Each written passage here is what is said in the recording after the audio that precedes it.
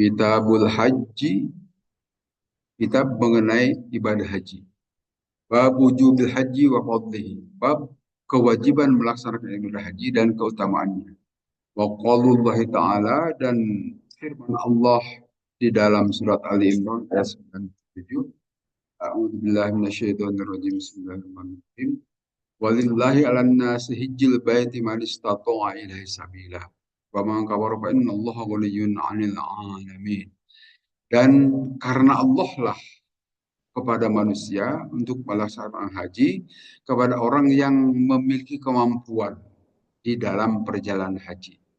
Dan siapa orang yang kufur, maka sungguhnya Allah ghaniyun, maha kaya Allah, artinya tidak butuh kepada alam, anil alamin, tidak butuh kepada alam.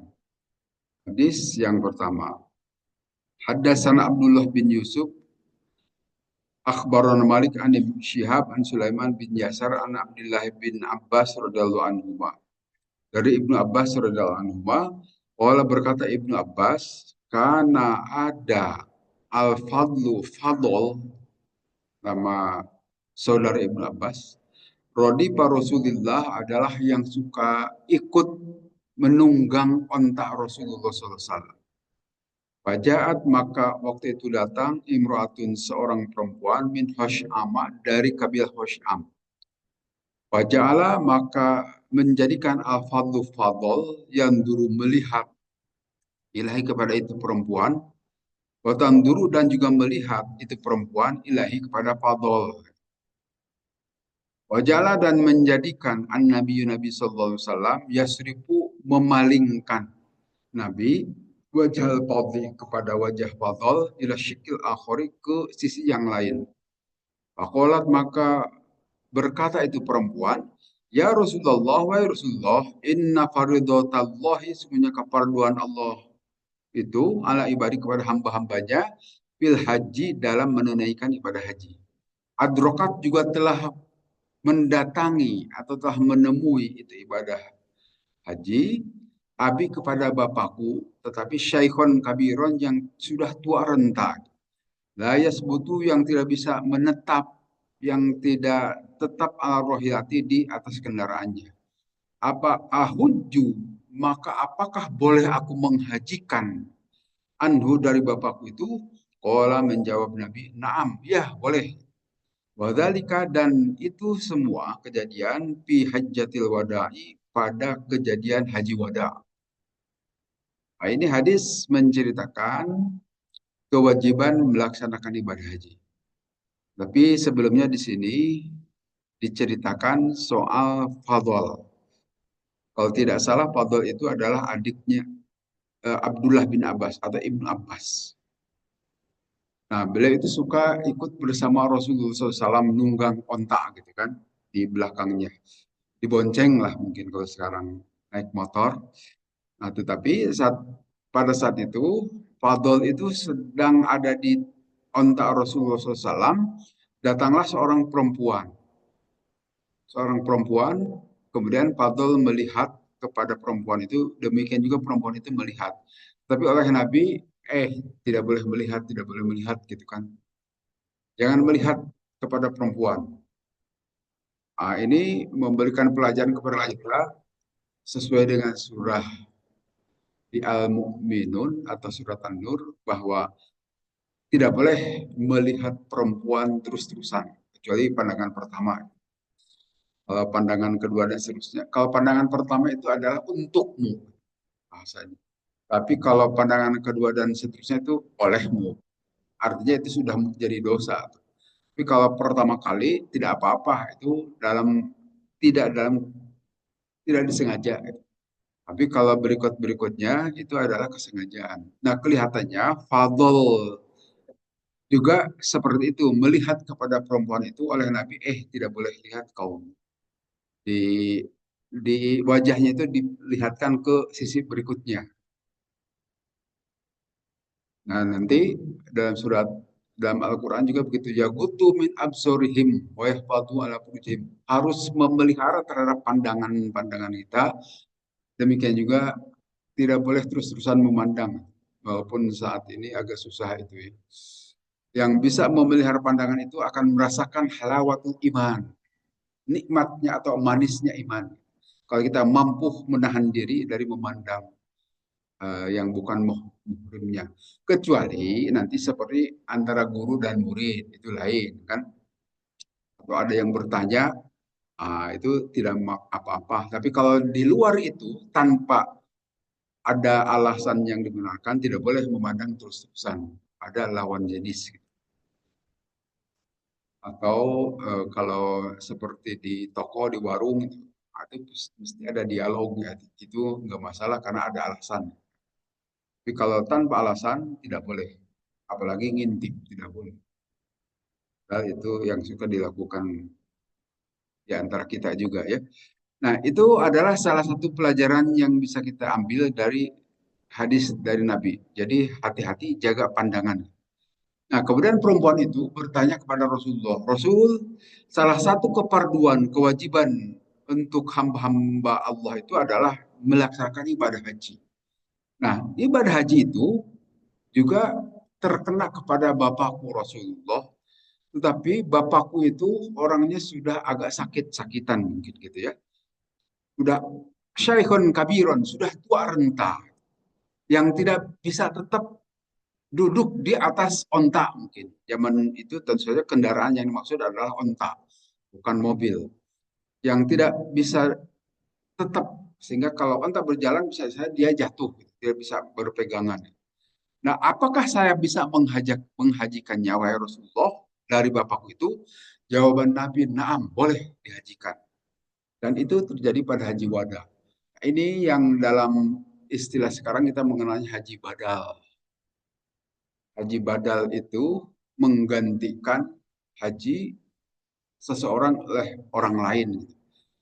Nah, tetapi perlu diperhatikan, nanti ada hadis Nabi yang lain yang menyatakan, idza mata ibnu adama idza mata ibnu adama in qata amalu illa min salasin. Apabila meninggal seorang anak Adam, maka terputuslah amal-amalannya kecuali hanya tiga. Yang pertama adalah amal jariah yang sudah dia berikan sebelumnya. Yang keduanya adalah eh, anak yang soleh yang mendoakan kepada yang bersangkutan. Yang ketiganya ilmu yang bermanfaat yang telah diamalkan dan diamalkan oleh orang lain. Jadi itu hadis sahih itu. Terputuslah apabila seseorang sudah meninggal. Tetapi di dalam ini bolehkah mengerjakan haji untuk orang lain? Ah, perlu diperhatikan di sini. Bapakku itu sebetulnya ingin berhaji. Jadi sudah ada keinginan di sini, Pak. Ada keinginan, ada niat ingin berhaji, tetapi tidak kuat karena dalam keadaan sudah tua renta. Bolehkah dihajikan? Nah, dalam kasus ini boleh dihajikan. Atau nanti ada cerita yang lain. Ada seorang perempuan juga, Rasul, ibuku itu sudah berencana mau melaksanakan ibadah haji, tapi sebelum musim haji beliau keburu meninggal. Bolehkah dihajikan? Dalam kasus ini boleh dihajikan. Karena ada alasan, ada niat sebelumnya. Itu yang tadi dikaitkan dengan hadis Nabi tadi ya. Bahwa amal-amalan seseorang itu sudah putus kecuali dia berniat. Karena dalam Al-Quran juga, وَأَلَّيْسَ insani illa masa. Tidak ada bagi seseorang memperoleh pahala ataupun dosa kecuali apa yang dia kerjakan. Jadi kalau tanpa rencana mau melakukan haji tiba-tiba dibadalkan, meninggalnya udah 10 tahun gitu, nah itu yang dimasalahkan oleh para ulama. Berbeda-beda pendapat para ulama. Tapi kalau dia sudah punya rencana melakukan ibadah haji, tetapi keburu sakit atau karena keburu meninggal, itu masih boleh dibadalkan. Sesuai dengan hadis ini. Jadi antara dalil itu tidak saling bertentangan, saling menguatkan sebetulnya. Coba kita harus melihat kondisi dan situasi. Jadi tidak bisa membadalkan ujuk-ujuk tanpa ada rencana sebelumnya. Tapi kalau dia sudah berencanakan, sudah berniat, itu bisa dibadalkan sesuai dengan hadis-hadis dari Nabi.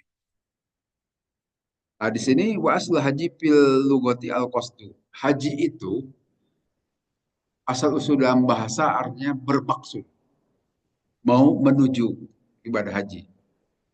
Kasrotul qasdi la mu'adzibin. Dikatakan tujuan yang sangat besar atau demikian banyak tujuan itu untuk melakukan sesuatu yang sangat agung. Tapi syar'i, adapun dalam istilah syara, haji itu al-qasdu ilal baitil haram bi amalin makhsusatin. Adalah secara syara itu menuju ke Baitul Haram, ke Baitullah di Mekah dengan amal-amalan yang sudah ditentukan. Jadi dalam ajaran Islam, ibadah itu tidak boleh dibuat-buat. Harus sesuai contoh dari agama, dari Nabi dalam hal ini. Sesuai dengan yang diperintahkan Allah, tidak boleh ngarang-ngarang.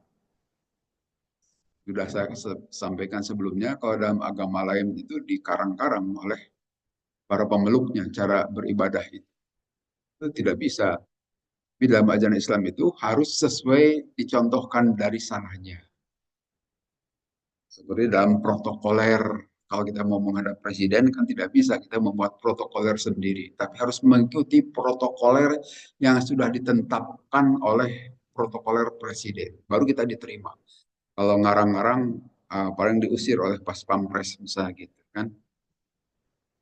Wujubul haji maklumun minad dini bid-darurah. Kewajiban ibadah haji itu adalah sudah diketahui dalam agama dengan ad-darurah. Artinya sudah jelas, ada dalilnya, dalil secara nakli maupun secara syar'i, secara akli gitu. Wajma'u ala annahu la yatakarraru illa li'adhirin. Dan sesungguhnya para ulama telah bersepakat bahwa ibadah haji itu tidak perlu diulang-ulang. Cukup sekali seumur hidup. Sekali saja seumur hidup. Untuk ngulang-ulang itu tidak wajib, itu sunnah saja, gitu kan. Sehingga bagi kita juga tidak perlu mengulang-ulang ibadah haji, cukup sekali saja. Kecuali kalau disuruh jadi pembimbing, itu silahkan. Tapi kalau kita niat mau ibadah haji, mendingan itu ongkos haji itu disodakohkan saja. Tapi kadang-kadang kita kan berat ya. Kalau disodakohkan itu yang menikmati orang lain, nah, itu secara duniawinya. Tapi kalau ibadah haji, yang menikmatinya kita sendiri. Sehingga udah mendingan pakai ibadah haji, pakai umroh saja. Padahal menurut agama cukup sekali saja ibadah haji itu. Mendingan kalaupun ada uang lebih di kita, mending sodako. Itu juga tetap pahalanya bagi kita. Akuntansi akhirat itu tetap tercatat bagi kita walaupun secara akuntansi dunia dimiliki orang lain, tapi sesungguhnya berasal dari kita. Coba cara berpikir seperti ini masih jarang di antara kita kaum muslim. Kalau kita menikmati sendiri itu lebih disukai. Berulang-ulang umroh. Coba umroh berulang-ulang. Rasulullah juga tidak berulang-ulang walaupun beliau memang pernah beberapa kali umroh. Dan haji hanya sekali-kalinya Rasulullah. Tapi kita itu bangga berulang-ulang. Sebetulnya tidak disyariatkan. Dan kalaupun kita melakukan haji kedua, ketiga, selanjutnya itu adalah sunnah saja menurut pandangan para ulama. Karena di sini sepakat para ulama annahu la yatakarraru illa li'aridin kan nadri. Tidak perlu diulang-ulang itu ibadah haji kecuali ada nazar. Kalau nazar silahkan jadi wajib melakukan ibadah haji. Nah, perintah di dalam Al-Quran disebutkan bunyi, wa'adimul hajja wal umrata lillah. Sempurnakanlah ibadah haji dan umroh karena Allah. Jadi melakukan ibadah haji itu, perintah di Al-Quran itu, wa'atim, sempurnakan. Artinya apa? Ibadah haji sebelumnya sudah ada. Kita tahu kan ibadah haji itu sejak zaman Nabi Ibrahim alaihissalam, bahkan zaman jahiliyah saja ibadah haji tetap masih ada. Sehingga yang harus dilakukan setelah Nabi Shallallahu Alaihi Wasallam itu kita menyempurnakan ibadah haji. Kalau dahulu zaman jahiliyah tawafnya sambil telanjang, jangan begitu lagi. Tawaf pakai pakaian ihram kan, dan seterusnya. Artinya sempurnakanlah tata cara ibadah haji. Ibadah haji itu hanya di Mekah saja, tidak ada di Madinah. Walaupun kita suka ini para jamaah haji itu arba'in. Oh betul itu salat arba'in itu memang disebutkan dalam hadis Nabi Shallallahu Alaihi Wasallam. Tapi itu bukan bagian ibadah haji. Hanya waktu itu saya dengan jamaah waktu haji pertama itu ada yang sampai katakanlah mau nangis gara-gara tidak bisa arba'in perempuan karena beliau mens kan gitu ya. Kalau mens itu tidak bisa sholat sehingga sedih. Padahal itu tidak wajib. Kalau sempat saja silahkan, kalau tidak ya sudah. Jangan sampai jamaah lain terhalang ingin turut. Karena pemerintah sudah menentukan hanya 8 hari saja kan di Madinah itu. Pas 40 kali sholatan.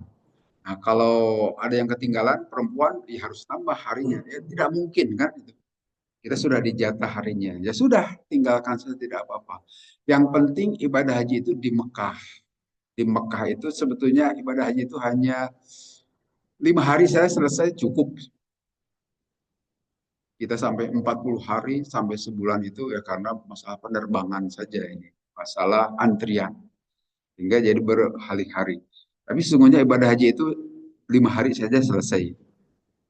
Nah, sehingga di sini dalam Al-Quran, watimul hajja wal umrota, sempurnakan haji dan umroh.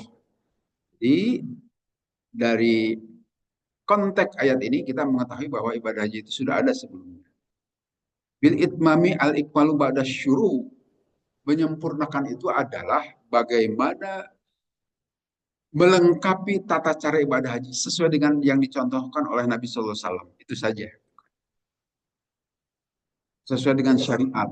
Syariat di sini, syari itu adalah Nabi dan Allah. Itu yang menentukan. Nah, nanti waktu-waktu haji itu sudah tertentu. Demikian juga mikot,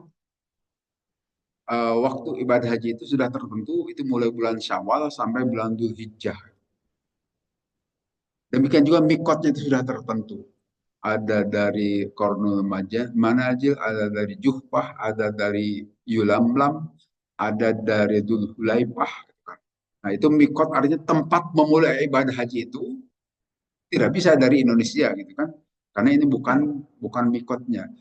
Walaupun sejak dari Pondok Gede waktu itu ataupun dari Cengkareng ataupun dari mana saja dari bandara kita sudah pakai pakaian ihram. Silahkan saja tidak apa-apa, tetapi ihramnya belum bisa dimulai dari Bandara Soekarno-Hatta. Ihramnya harus nanti di tempat yang sudah Nabi tentukan. Salah satunya Kornul Manazil gitu kan, kalau di pesawat. Kalau dulu haji laut melalui laut Yulamlam. Nah, itu sudah ditentukan oleh Nabi SAW. Demikian juga waktu haji. Waktu haji itu ya hanya bulan Syawal, Dzulqa'dah, Dzulhijjah, 3 bulan saja. Walaupun nanti ada Pak Masdar Masmudi itu orang NU masukkan, udah ibadah haji itu supaya tidak berjejal, lakukan kapan saja seperti umroh. Itu menyalahi syariah. Karena Nabi sudah menentukan tertentu. Kecuali umroh, silakan kalau umroh kapan saja. Umroh sunnah. Tapi kalau ibadah haji itu harus tertentu. Supaya tidak berjubel, tidak terjadi korban. Ya, ini ditentang oleh para ulama. Tidak bisa. Gitu, seenaknya. Karena al-hajju asyur maklumat itu dalam Al-Quran. Haji itu adalah pada bulan-bulan yang sudah ditentukan. Maklumat.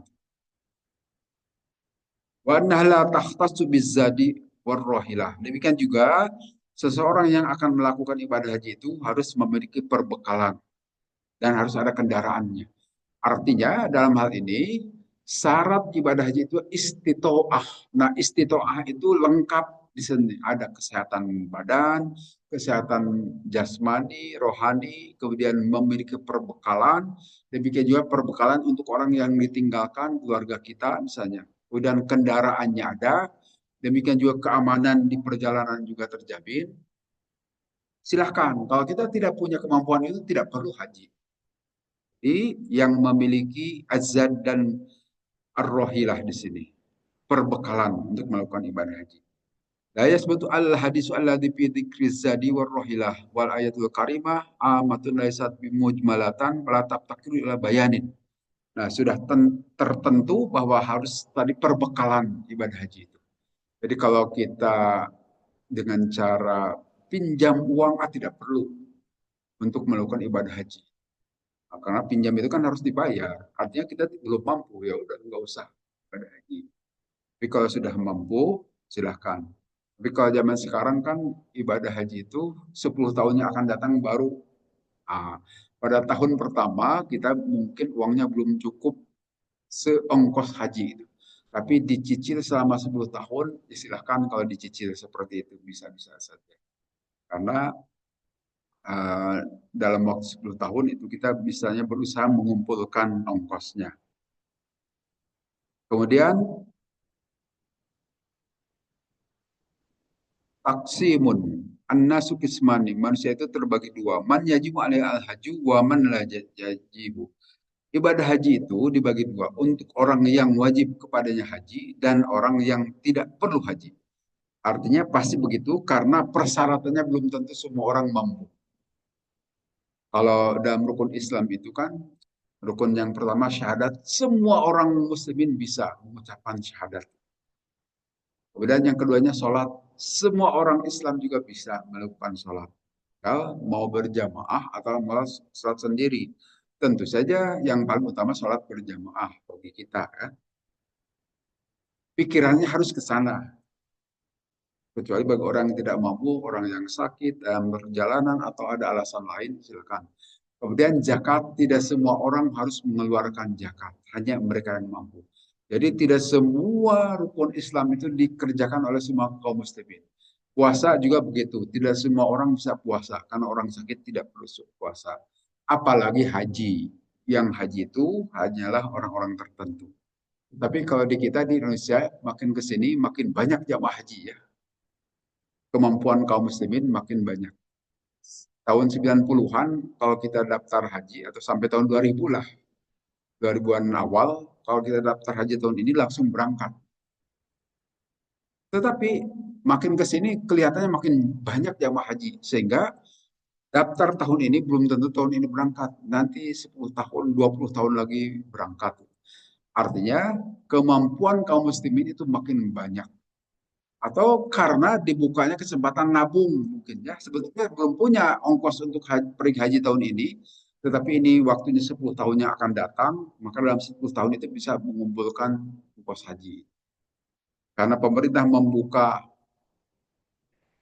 pilihan seperti itu, akhirnya banyaklah jamaah haji, seolah-olah demikian penuh jamaah haji.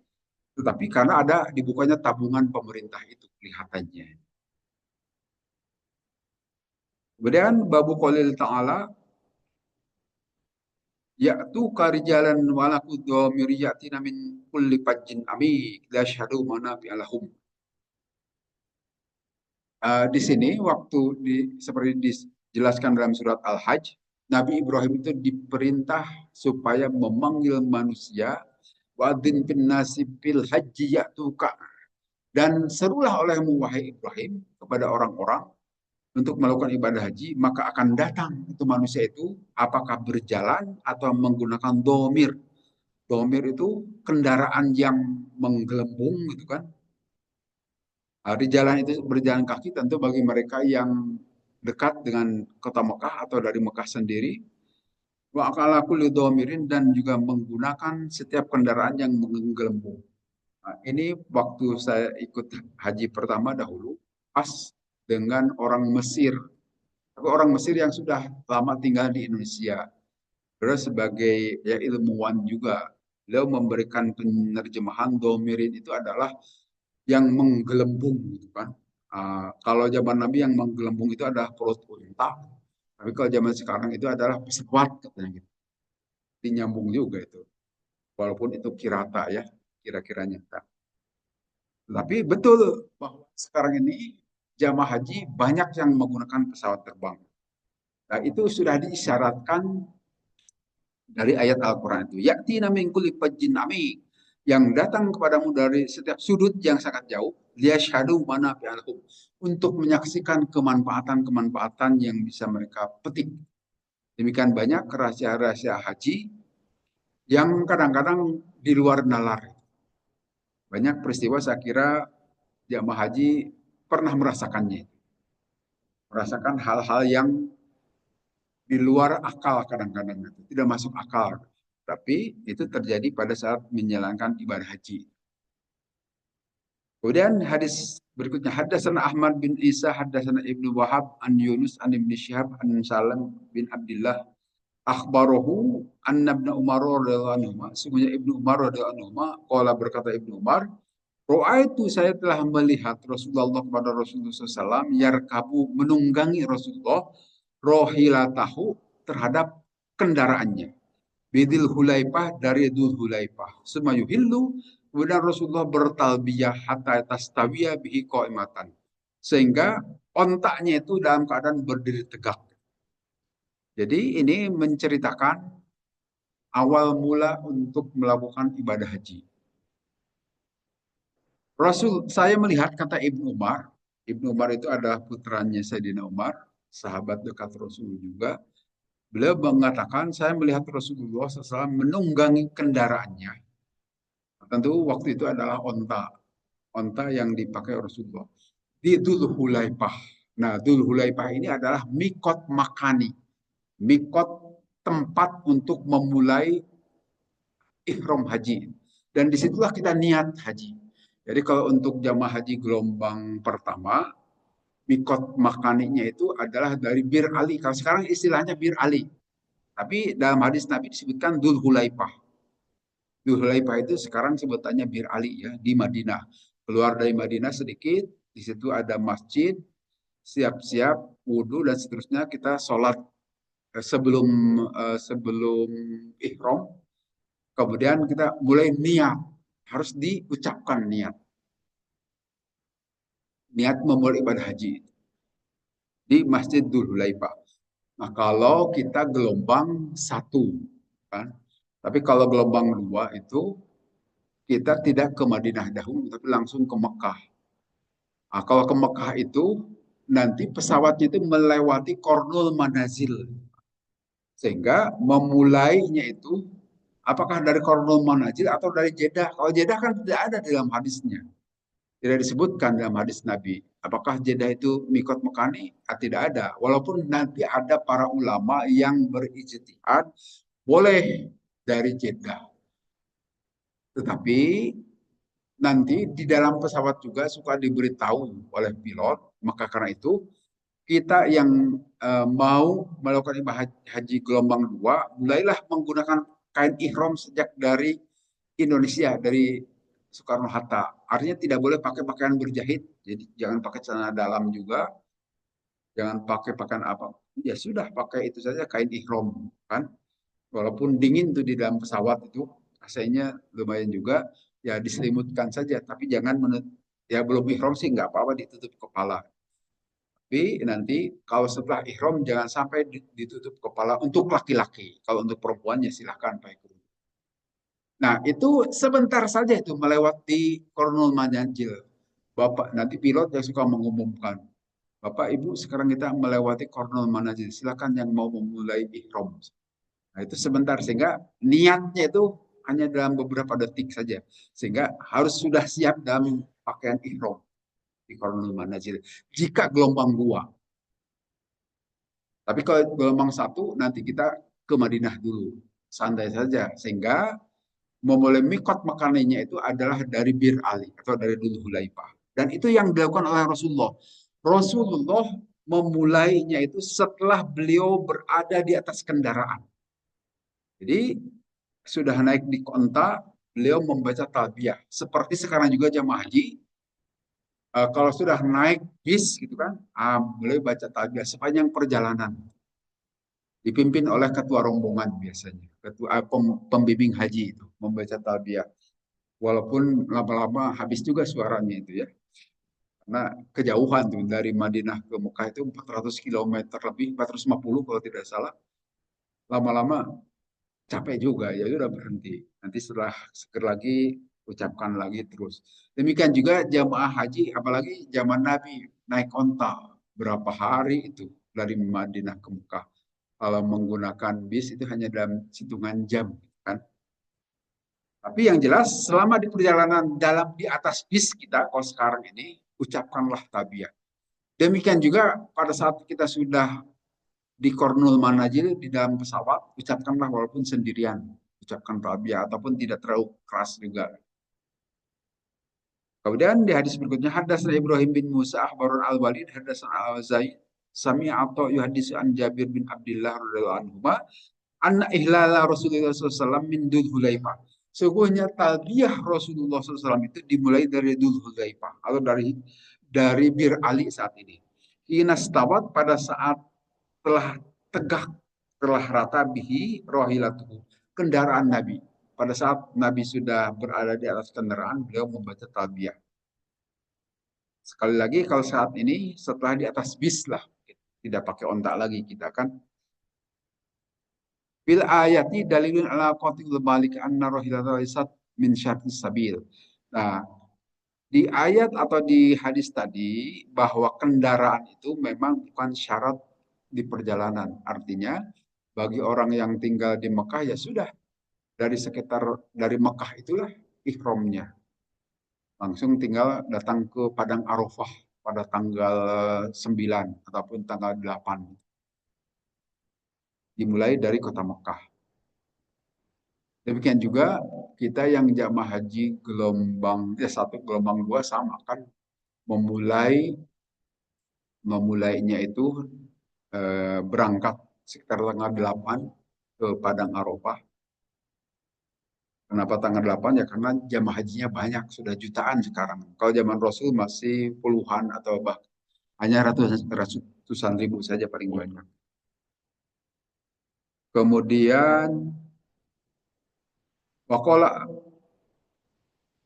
wakola dalam hadis lainnya Aban hadasana Malik bin Dinar anil Qasim bin Muhammad an Aisyah radhiyallahu anha, dari Siti Aisyah radhiyallahu anha.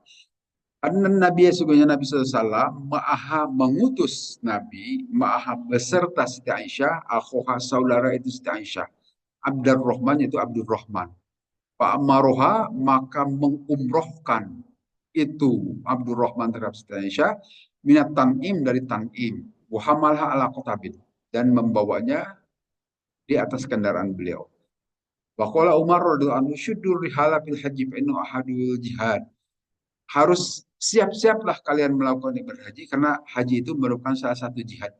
Jihadaini dari dua jihad. Jadi di sini kalau kita berada di kota Mekah,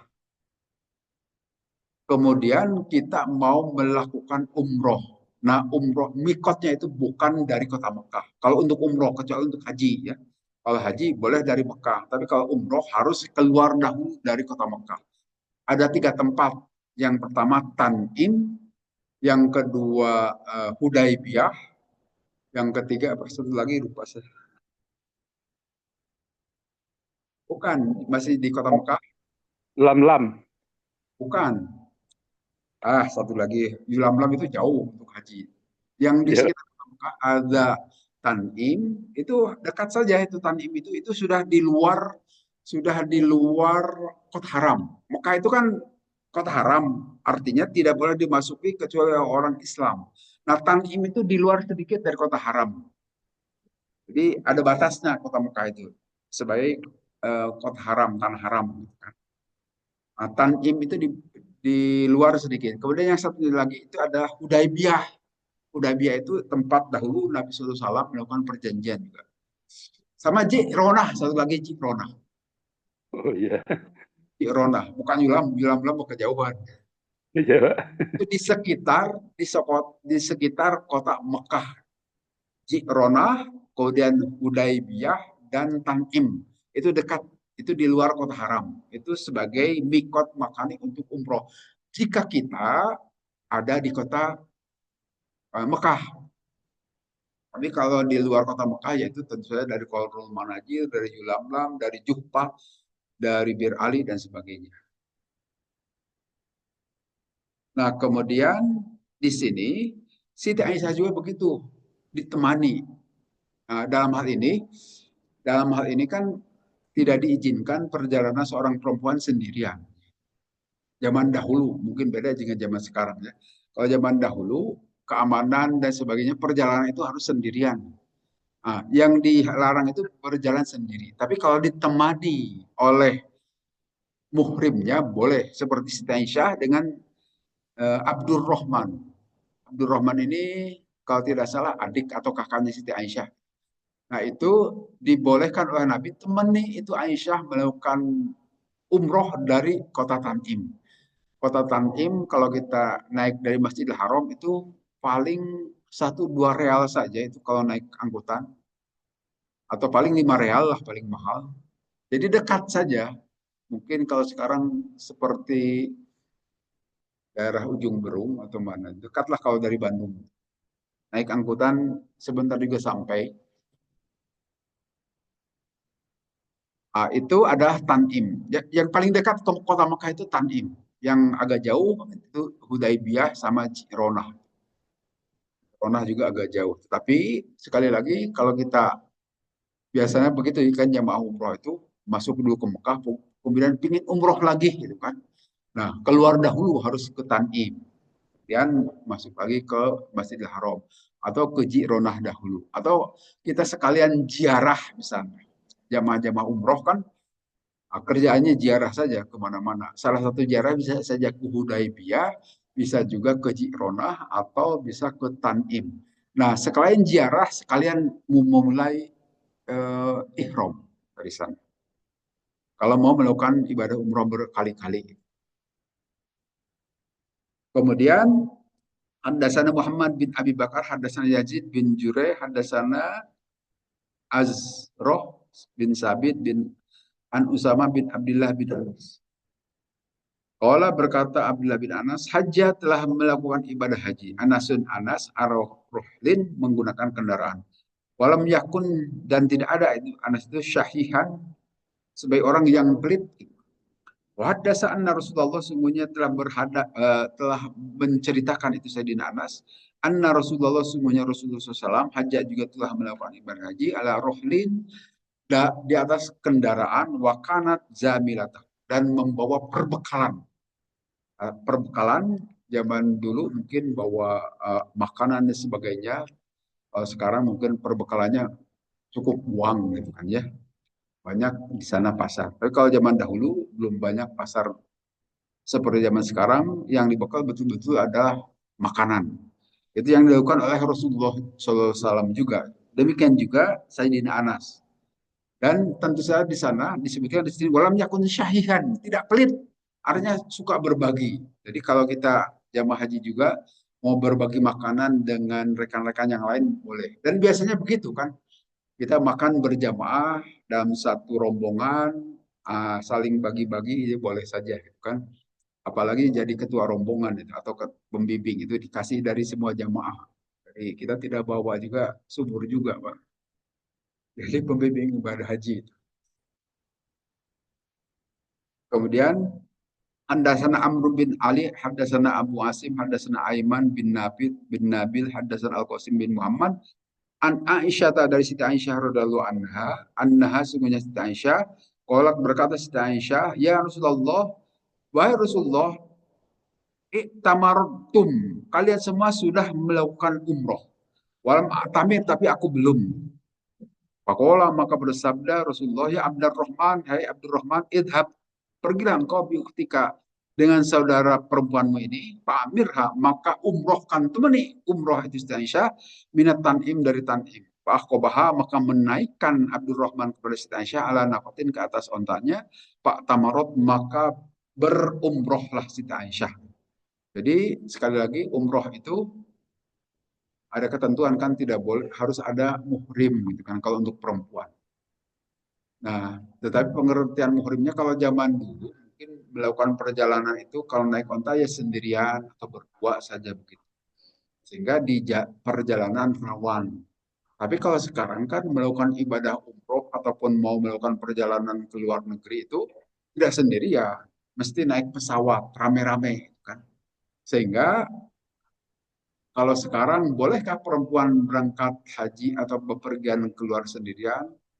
Ada yang berpendapat boleh-boleh saja, tidak ada masalah. Toh sudah ada temannya juga yang lainnya, kan?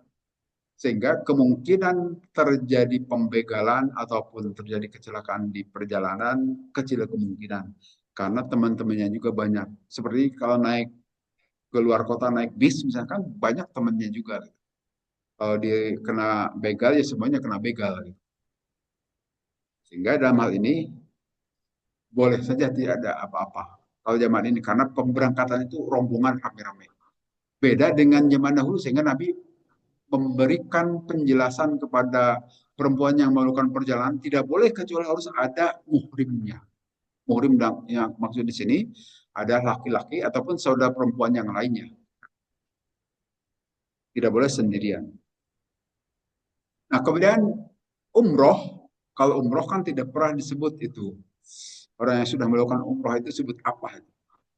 Sebetulnya kalau dalam istilah bahasa Arab itu muktamir itu, tapi tidak pernah ada bapak muktamir gitu kan, atau kalau perempuan muktamiroh, karena diambil dari iktamaro, itu bahasa fi'il madinya begitu. Iktamaro yaktamiru iktimaron, bahwa muktamirun, dia itulah sebagai yang melakukan, tidak pernah ya disebut muktamir. Sama seperti kita melakukan sholat tidak pernah disebut si musoli kan.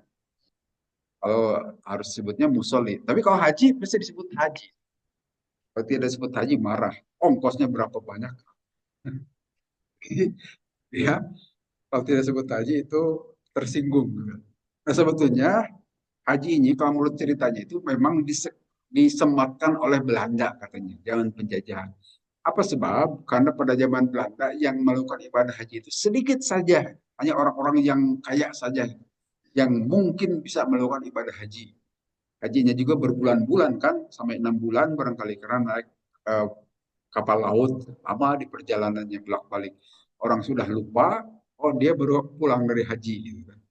Nah, demikian juga orang yang berhaji ke Mekah itu bukan sekedar melakukan ibadah haji seperti sekarang, tapi belajar, memperoleh wawasan baru, pengetahuan yang baru. Sama seperti saya juga melakukan ibadah haji,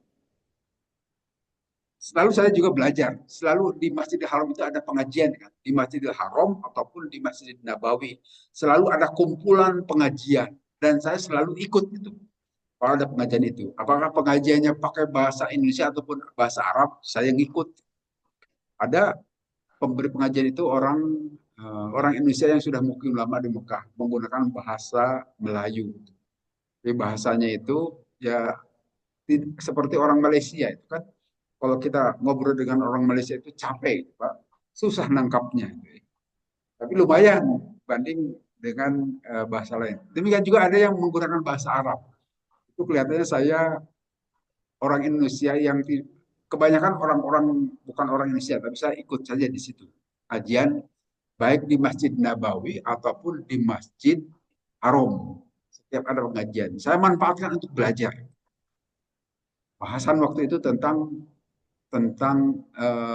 torikot, tidak disukai torikot itu oleh orang-orang Mekah Arab itu tasawuf lah kalau di kita. Nah, zaman dahulu itu para haji itu betul-betul orang yang berilmu, karena kebanyakan adalah ulama-ulama. Kalau sekarang kan biasa-biasa saja siapapun boleh pergi haji. Tapi zaman dahulu itu hanya orang-orang yang memiliki pengetahuan dalam dan punya kekayaan cukup sehingga bisa berangkat haji. Nah, Belanda dalam hal ini ketakutan. Orang terpengaruh wawasan luas di haji. Karena bertemu dengan kaum muslimin dari seluruh dunia kan. Apalagi pada awal-awal abad 20 itu terjadi pan-islamisme. Banyak tokoh-tokoh itu waktu Sayyidin Jamaluddin Afghani itu yang Sayyidin Jamaluddin Afghani itu yang memproklamasikan pan-islamisme, persatuan Islam seluruh dunia. Kemudian Syekh uh, Rashid Ridho dari Mesir, demikian juga dari tokoh-tokoh yang lain. Sehingga nanti mengapa lahir Muhammadiyah, lahir NU itu dari perjalanan ibadah haji.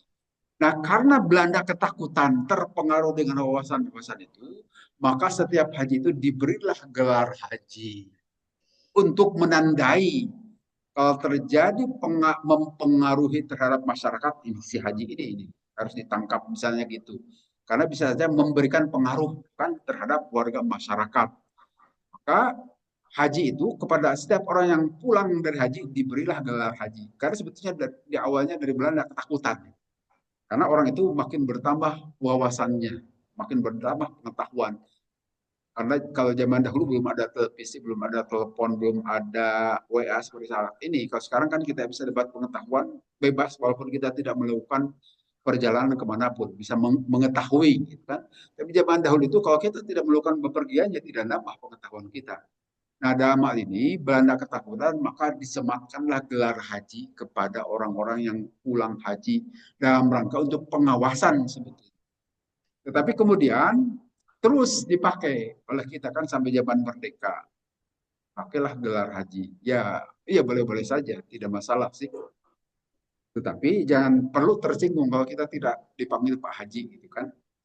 Jangan sampai seperti orang Betawi marah dia tidak dipanggil Pak Haji, dia cerita berapa ongkosnya juga mahal haji itu katanya gitu.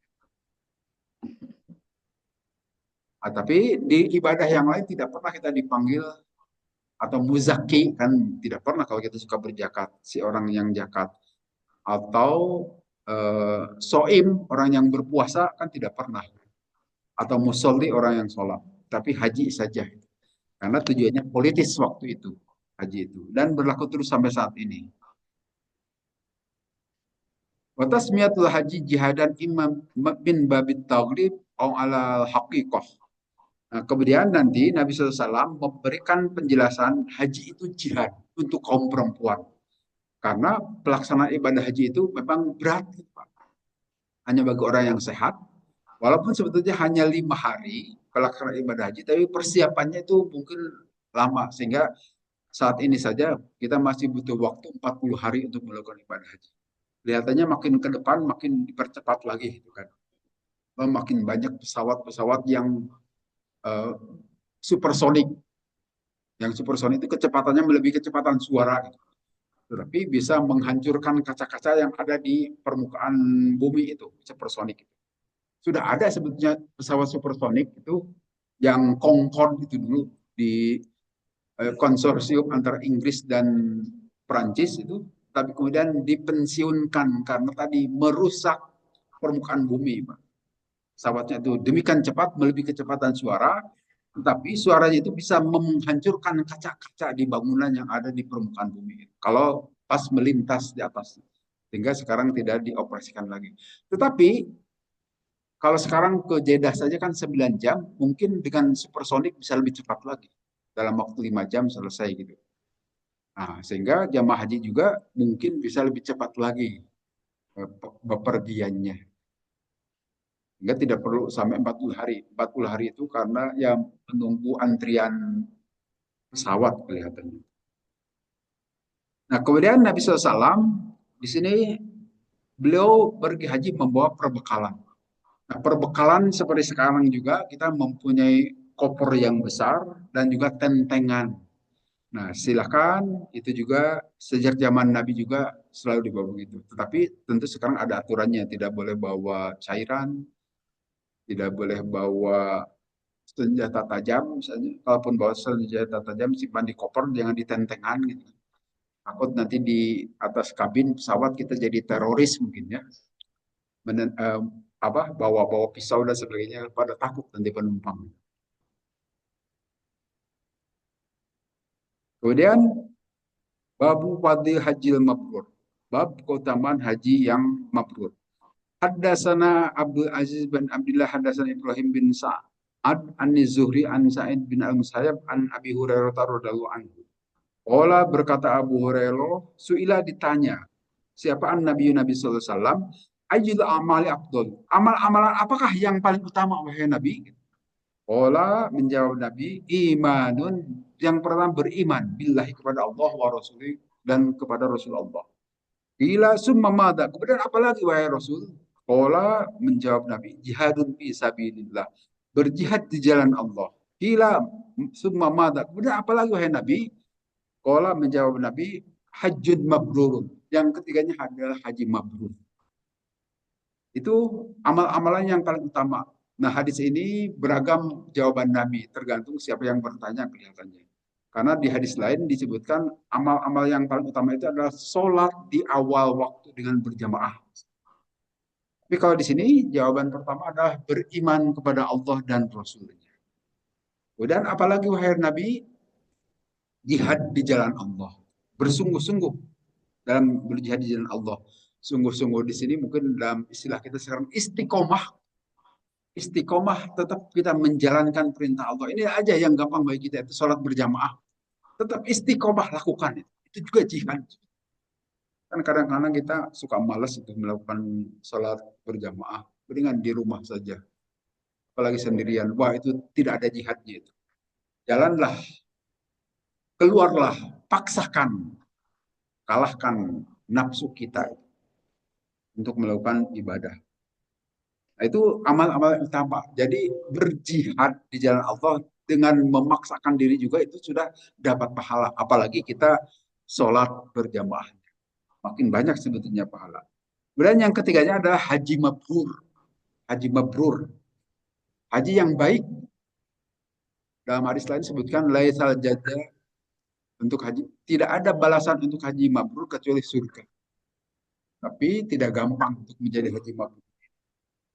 Haji mabrur itu wah banyak persyaratannya, terutama jiwa kita ini. Dan terutama dalam berinteraksi dengan orang-orang, gitu ya. Dengan orang-orang, kadang-kadang di maktab atau di pondokan itu kita suka berselisih dengan orang sekamar. Kan di kamar itu ada beberapa orang, tidak hanya berdua, kecuali kalau di Madinah nanti. Tapi sekarang mungkin sudah lebih baik. Kalau waktu saya itu dalam sekamar ada 15 orang misalnya. Bahkan itu kelakuannya lain-lain di tiap kamar. Ada yang suka rokokan, ada yang suka mendengkur, macam-macam gitu kan. Itu kan mengganggu, kan tidak senang kita. Nah, konflik itu dimulai dari situ. Nah, kalau kita tidak sabar, terjadi perkelahian itu di antara jamaah. Demikian juga waktu itu saya sebagai pembimbing gitu, Pak. Sebagai pembimbing haji, di antara jamaah saya itu bertengkar. Bertengkar sehingga jamaah yang satu tidak mau sekamar lagi dengan orang ini. Dan meminta kepada saya, tolong carikan hotel di Madinah waktu itu. Waduh, saya padahal kita dibekali hanya 1.500 real kan. Nah, kemudian akhirnya coba saja saya tanya-tanya ke hotel di Madinah. Hotel yang memang untuk disewa. Ternyata harganya itu jauh mahal, 6 ribuan real itu. Wah, itu dia tidak mampu bayar kan. Tapi dia tidak mau tinggal di maktab lagi gitu. 6 ribuan real, waduh, amat gitu kan. Padahal perbekalannya tidak sampai 6 ribu real. Akhirnya ya biasa lagi saja mungkin di kamar. Tapi konflik itu selalu ada saja. Itu masalah suka merokok, mendengkur, kelakuan-kelakuan yang ya beda-beda antara kita kan, kita dari latar belakang yang berbeda, kadang-kadang tidak setuju orang lain. Bisa terjadi masalah di antara jamaah. Ada amal ini mungkin kalau saya suka eh, menyarankan kepada jamaah, bawalah koper itu jangan satu, bawa dua koper. Koper pertama perbekalan kita berupa pakaian dan makanan. Koper kedua itu bawa koper isinya sabar. Koper virtual itu. Penuhi dengan sabar. Karena pasti begitu. Di imigrasi, mulai dari pondok kuliah juga sudah mulai masalah itu dengan sesama teman kita itu. Karena kita ditempatkan di dalam ruangan itu beberapa orang dan perilaku kita kan beda-beda. Kadang-kadang kita sudah tua, gampang tidak gampang tidur, susah. Apalagi ada yang mendengkur, aduh susah tidur itu. Ya kita akhirnya kadang-kadang emosi. Itu mulai dari Pondok Gede ataupun dari mungkin sekarang Bekasi, kan? Demikian juga di perjalanan di atas pesawat banyak hal sehingga perlu sabar. Kalau tidak sabar, sulit kita bisa menjadi haji mabrur. Demikian juga selama di Mekah terjadi banyak hal di antara kita. Nah, haji mabrur itu baru itu disebut mabrur jika kita mau mampu mengendalikan diri. Itu tidak gampang. Tergantung emosi kita juga. Kalau kita terbiasa tenang, tentram, insya Allah bisa mengendalikan. Tapi kalau di sini temperamental gitu, wah susah itu. Nah, kemudian haji mabrur itu nanti akibatnya bisa dilihat juga. Lihat saja setelah melakukan haji itu. Dia makin bagus melakukan ibadah, pergaulan dengan orang. Nah, kalau ternyata tidak makin bagus, suka bohong dan seterusnya, wah itu hajinya belum mabrur itu. Walaupun dia pakai ongkos demikian banyak. Jadi haji mabrur itu bisa juga dilihat pasca pelaksanaan ibadah haji. Apakah makin baik dalam pergaulan sehari-hari, ibadahnya makin baik juga. Kalau makin baik, insya Allah itulah salah satu tanda-tanda kemabruran seseorang melakukan ibadah haji. Karena di sini tinggi derajatnya haji mabrur itu. Makin semangat ibadah haji, makin semangat ibadah-ibadah yang lain. Jangan sampai ada pak haji kan dulu ke masjid gitu kan, jarang ke masjid. Padahal jarak masjid dengan rumahnya dekat saja. Nah, kalau dia makin jarang ke masjid, itulah haji haji mardud mungkin ya. Imabur tidak bagus haji, haji lunak gitu kan. Tidak ada efeknya. Pasti kalau orang yang berhaji itu bagus. Sama seperti para ibu sekarang sudah melakukan ibadah haji, tidak mau pakai kerudung. Banyak kan itu yang begitu. Termasuk ketua umum partai juga tuh. Panggil haji tapi tidak mau pakai kerudung. Itu berarti hajinya haji mabur itu, Pak. Kemudian Haddasan Abdurrahman bin Al-Mubarak haddasan Khalid akhbarana Habib bin Abi Umar umroh an Aisyata binti Talha an Aisyata dari Siti Aisyah ummul mukminin radhiyallahu anha anda sungguhnya Siti Aisyah qalat berkata Siti Aisyah ya Rasulullah naruh jihad Abdul amal. Rasul saya melihat jihad itu sebaik-baiknya amal. Apalah jihad? Bolehkah kami kaum perempuan berjihad juga? Qala kata Nabi, lah tidak perlu. Walakin Abdul jihadu hajjun mabrur. Tapi sebaik-baik jihad untuk kaum perempuan itu adalah haji yang mabrur. Jadi pada saat itu Siti Aisyah bertanya, Rasul, saya ingin ikut serta melakukan peperangan mungkin begitu ya. Berperang melawan orang-orang kafir. Bolehkah kami mengikutinya berperang?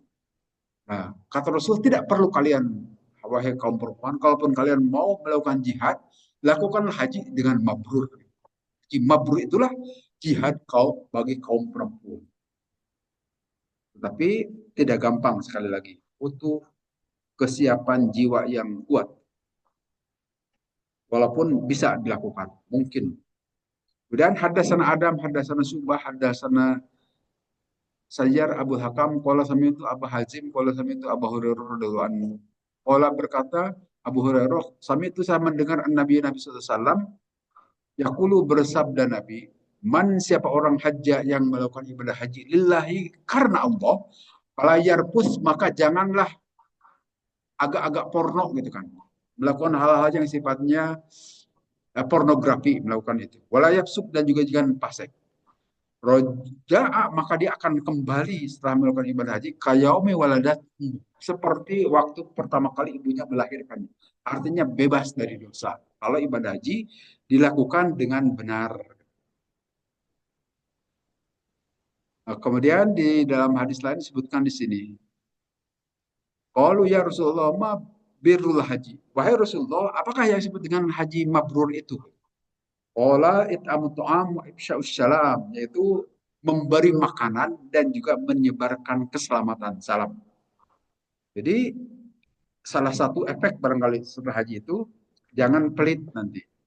Sebarkanlah makanan, demikian juga tebarkanlah salam. Tebarkanlah salam bisa saja mengucapkan assalamualaikum atau memberi keamanan kepada orang yang ada di sekitar kita. Jangan sampai orang didekati oleh kita merasa tidak aman. Dia mengamankan dompet sakunya, ini ada copet di datang. Jangan sampai kita dibilang copet. Tapi orang itu merasa aman dengan kedatangan kita. Sehingga ya tenang-tenang saja. Kalaupun kita bertamu, tidak dicurigai. Karena orang ini menebarkan keselamatan. Atau menebarkan makanan, silakan, sedekah, dan seterusnya. Pala ropasa. Nah, ropasa yang maksud di sini itu adalah kaitan dengan jima. Artinya kaitan dengan masalah porno. Jadi sebaiknya jangan berkata, kadang-kadang suka ada obrolan di antara teman-teman kita itu. Ya maklum haji kan, katakanlah sudah 3 minggu tidak berhubungan dengan suami istri. Itu mulailah suka cerita kan. Macam-macam ceritanya itu. Yang menjurus-jurus hati-hati. Jangan sampai berkata ngobrol yang itu. Karena dalam haji itu, ya kita itu sebetulnya, haji itu kan hanya 5 hari saja sebetulnya. Di luar itu adalah kemana-mana gitu kan. Bisa belanja, bisa kemana, atau ngobrol. Walaupun kalau saya jadi pembimbing, saya gunakan sekali-kali untuk pengajian selalu, setiap habis duhur itu. Yang pernah bersama saya itu Ibu Hajah Surtinah itu. pernah bimbingan dengan saya itu selalu kita sebagai pembimbing secara aktif mengadakan kajian-kajian ataupun hadis Nabi gitu kan supaya waktunya tidak kemana-mana dan tidak ngobrol sembarangan terpakai waktu itu karena kalau sudah di maktab itu ya rokokan ngobrol kepada Arab gitu kan Pak hati-hati itu kemudian sambil makan-makan nah hati-hati jangan sampai obrolannya mengandung pornografi. Dan antara lelaki kan suka ngobrol yang aneh-aneh begitu ya. Sudah akrab beberapa hari ngobrol yang bukan-bukan. Nah, bolehlah silakan ngobrol tetapi jangan menyerempet masalah-masalah pornografi. Atau pusuk kepastikan. Kalau kepastikan ini lam yati bisa yatin wala maksiatin. Tidak mendatangkan perbuatan buruk ataupun maksiat. Jangan melakukan hal-hal seperti itu. Eh, ya saya kira perlu dicamkan, apalagi yang belum pergi haji. Hati-hati, tidak gampang itu. Kita harus menahan diri, jangan maksiat. Tapi bukan tidak mungkin, bisa saja itu. Kemudian di hadis berikutnya, Haddatsana Malik bin Ismail, Haddatsana Zuhair, qala Haddatsana Zaid bin Jubair, an hadas seterusnya.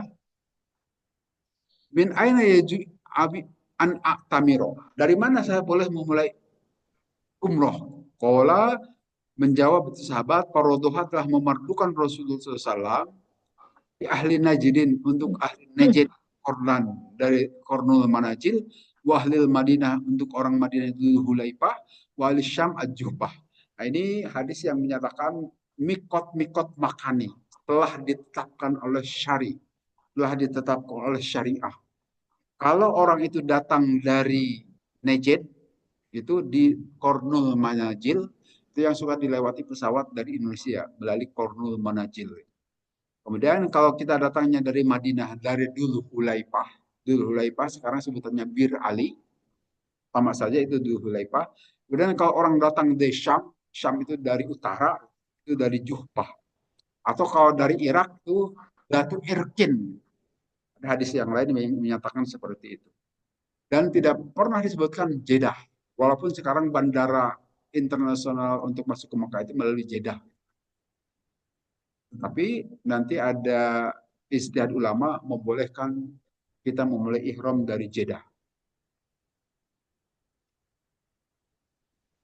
Wafar roko al jumhur baina zamani wal makani. Jadi mikot itu ada dua seperti tadi saya sebutkan. Mikot zamani itu adalah bulan Syawal, bulan Dzul Qa'dah dan bulan Dzul Hijjah. Sedangkan mikot makani itu Juhfah, Dzul Hulaifah, Yulamlam, Kornul Manajil, Datu Irkin. Itu sekeliling kota Mekah. Dan kota Mekah kalau orang itu tinggal di Mekah. Kemudian hadis terakhir. Haddatsana Yahya bin Bishr, haddatsana Syubabah an dan seterusnya dari Ibnu Abbas radhiyallahu anhu. Karena ahlul Yamani Yahujuna, ada orang-orang Yaman itu Yahujuna, mereka melakukan ibadah haji, orang penduduk kota Yaman atau negeri Yaman, wala tajawwaduna, dan mereka tidak membawa perbekalan. Wa yaquluna, dan berkata orang-orang penduduk Yaman itu, nahnu al-mutawakkiluna, kami tawakal saja kepada Allah. Faidan, maka pada Faidah Qadimu, pada saat mereka sampai Makkah tadi kota Makkah, sa'alu, mereka minta-minta an-nasa kepada manusia. Anjalallah, maka Allah menurunkan ayat, wa tazawwadu fa inna khairaz taqwa. Berbekallah kalian semua dan sesungguhnya sebaik-baik bekal itu ada ketakwaan. Rawahu Ibnu Uyainah an Amrin.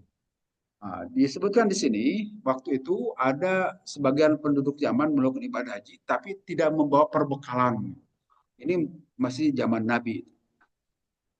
Mereka mengatakan sudah tawakal saja kepada Allah, nanti Allah juga yang akan memberi makan. Nah, itu hakikatnya betul, itu adalah begitu. Tetapi secara syariat kita juga harus berusaha, harus mengusahakan, jadi harus bawa perbekalan. Nah, setelah sampai di kota Mekah, mereka ya tidak punya perbekalan, padahal mereka butuh makan, kan, makan minum. Akhirnya minta-minta kepada orang. Nanti Allah menurunkan ayat watazawwadu, berbekallah kalian semua dan sebaik-baik bekal itu ketakwaan. Memang dengan takwa kepada Allah kita akan dijamin. Tetapi harus ada syariat. ada jalan kan untuk memperoleh perbekalan itu. Sehingga tetap saja usahakan kalau kita mau melakukan itu secara kemanusiaannya harus dibatkan. Kalau tidak bekal barang, bekal uang dan sebagainya. Nah, bahwa nanti uang itu habis ataupun uang itu ada kecopean, kecurian dan sebagainya, nanti Allah yang menjamin. Mungkin dengan beragam cara. Kita bekerja atau bagaimana nanti akan ada orang. Apalagi kalau di Mekah saat ini kan banyak orang kaya yang sedekah.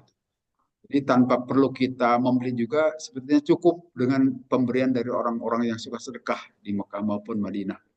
Apalagi hari Senin dan Kamis itu di masjid itu mesti saja digelar untuk buka bersama kan dan disiapkan oleh orang-orang kaya Mekah Madinah sehingga kita bisa makan minum. Tetapi sekali lagi jangan tanpa mau bekal apapun. Tetap siapkan perbekalan yang manusiawi saja. Secara syariat itu masuk akal. Itu saja saya kira bahasan kita pada hari